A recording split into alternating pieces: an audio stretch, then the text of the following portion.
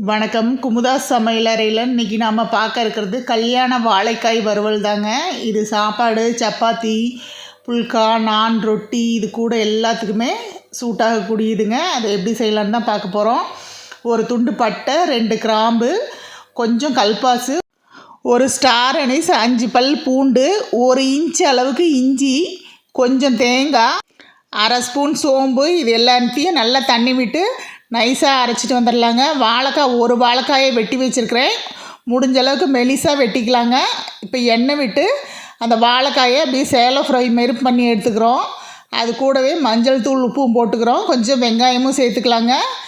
இப்போ காரத்துக்கு தேவையான மிளகாத்தூள், மல்லித்தூள் கொஞ்சம் சேர்த்துக்கலாங்க. அதையும் சேர்த்துக்கிட்டு நம்ம அரைச்சி வச்ச பேஸ்ட்டையும் அது கூடயே சேர்த்து நல்லா ட்ரை மசாலா மாதிரி பண்ணி எடுத்துக்கலாங்க. நம்மளுடைய கல்யாண வாழைக்காய் வறுவல் ரெடி ஆகிடுச்சு.